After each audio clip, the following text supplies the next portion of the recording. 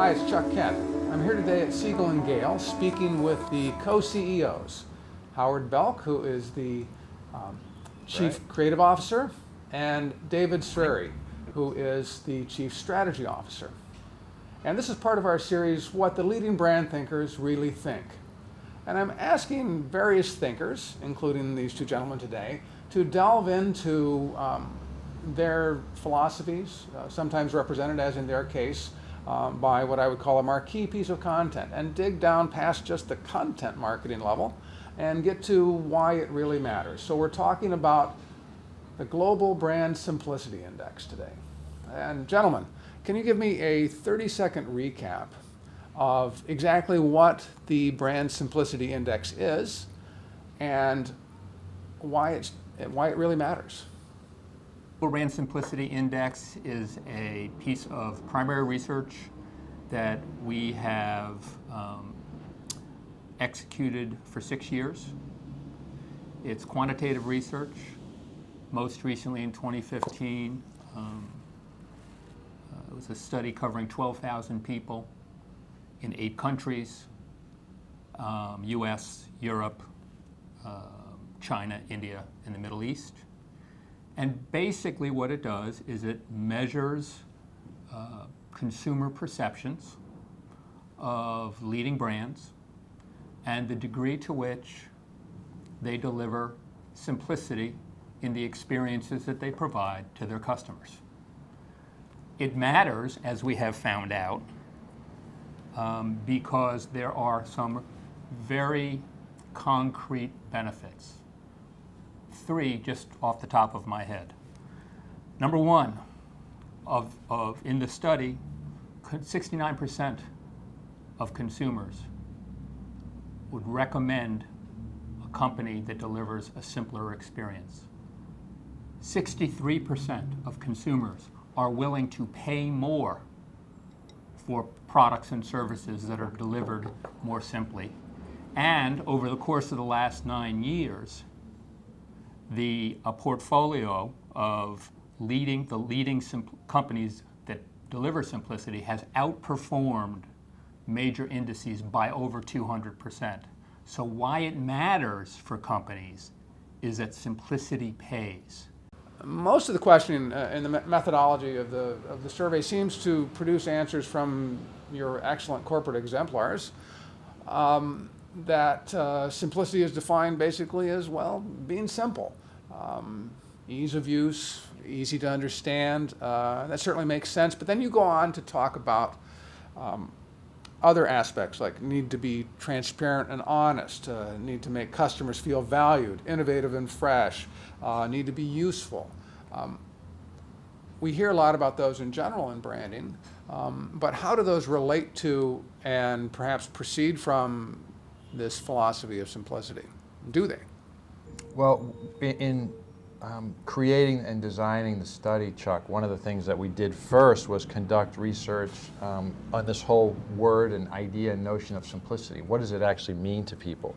So those themes that you mentioned right there, those are the underlying qualities behind this label of simplicity. So transparency, honesty, ease of use, clarity of financial terms.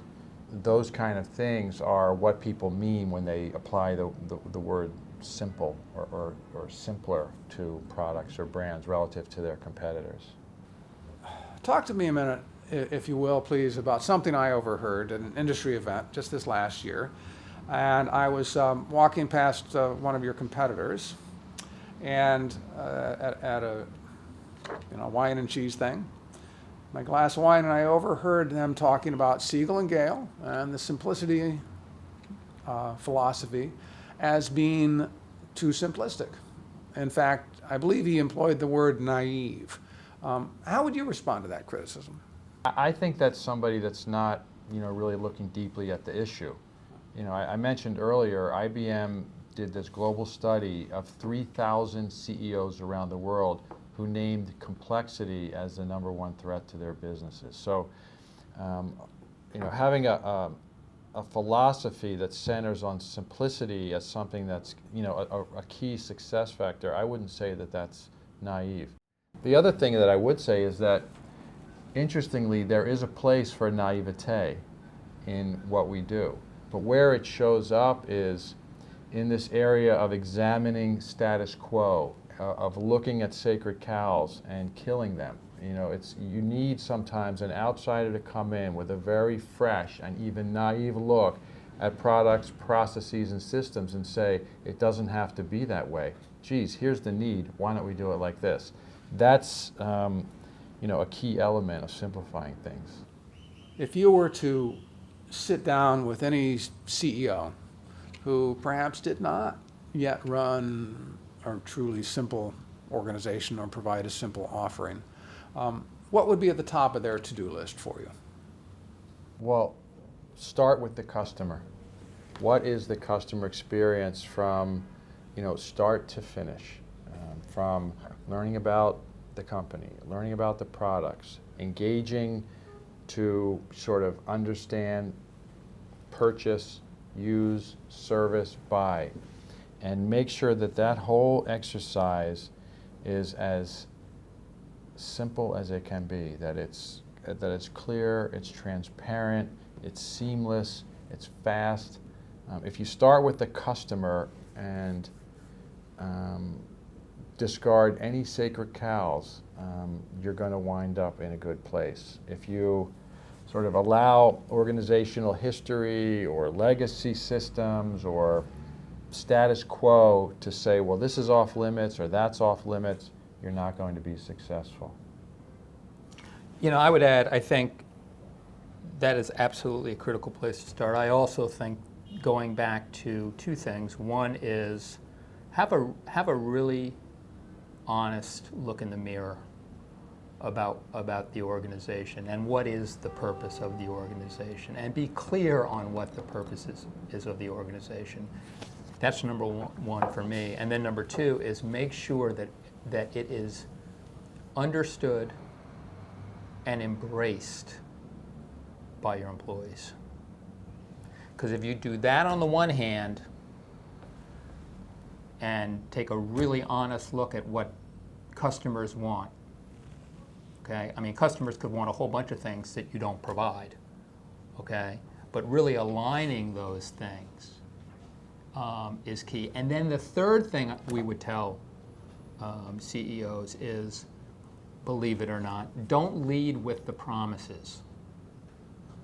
Make the changes. Make some changes so that when you do follow up with communications, the employee is not going to be skeptical, or the customer is not going to be skeptical, because they've already experienced it. Walk before you talk. Well, thank you very much, Howard and David. Really appreciate your time here. And this has been Chuck Kent, looking at what the leading brand thinkers really think.